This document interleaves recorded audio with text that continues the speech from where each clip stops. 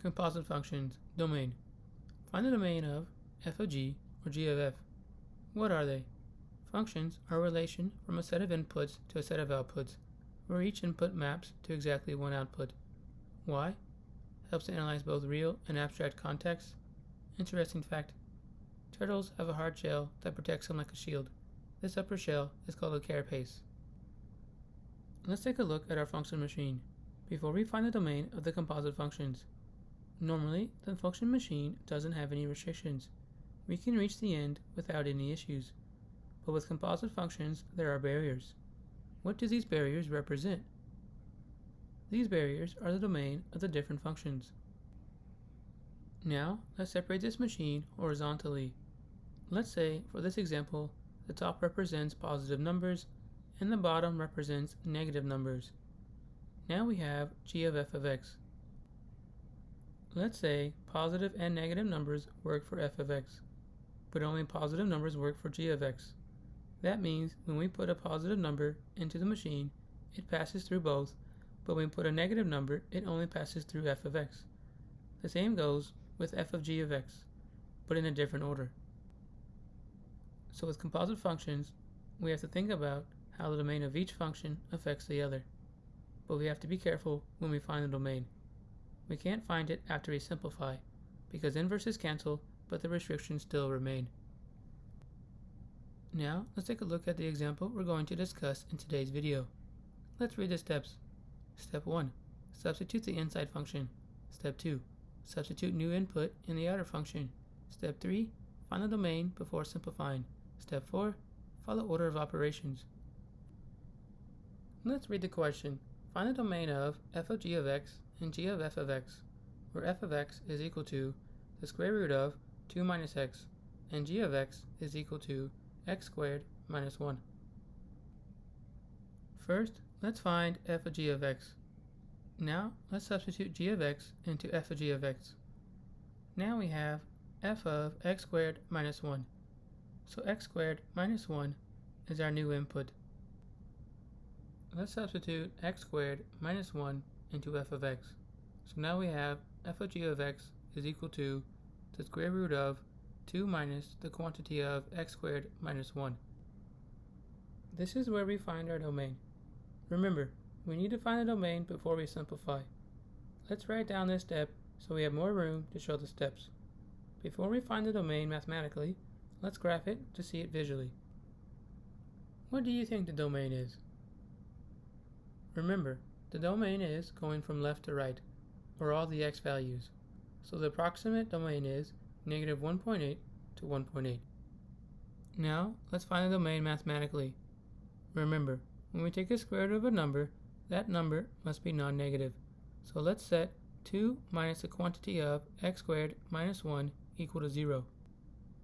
Let's add the quantity of x squared minus 1 to both sides. So now we have 2 is equal to x squared minus 1. You could also distribute that negative, just a different path for the same result. So now let's add 1 to both sides. So now we have 3 is equal to x squared. Let's take the square root of both sides. So x is equal to plus or minus the square root of 3. Now we can use the graph and the numbers we just found to create our domain, where x is an element of all the real numbers such that negative square root of 3 less than or equal to x less than or equal to square root of 3, and that is domain of f of g of x. Now let's continue to simplify f of g of x. So let's distribute that negative to the parentheses. So now we have the square root of 2 minus x squared plus 1, and 2 plus 1 is 3. So now we have f of g of x is equal to the square root of 3 minus x squared. If we had distributed that negative when we found the domain, we would have 3 minus x squared after we simplified, which is what we have underneath the square root. So our domain is the same. But remember, to not find the domain after we simplify, but before. A lot of the times the domains will be different, as in our next example.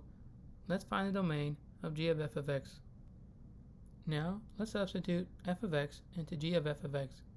Now we have g of the square root of 2 minus x.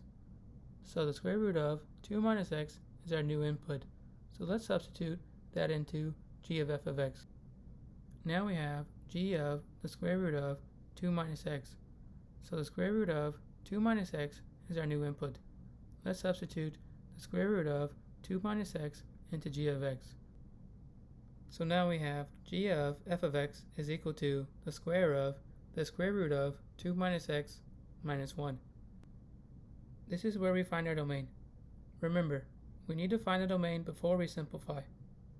Let's write down this step so we have more room to show the steps. Before we find the domain mathematically, let's graph it to see it visually. What do you think the domain is? Remember, the domain is left to right for all the x values. Now we can see more or less the domain starts at 2 and goes to the left. Now let's find the domain mathematically.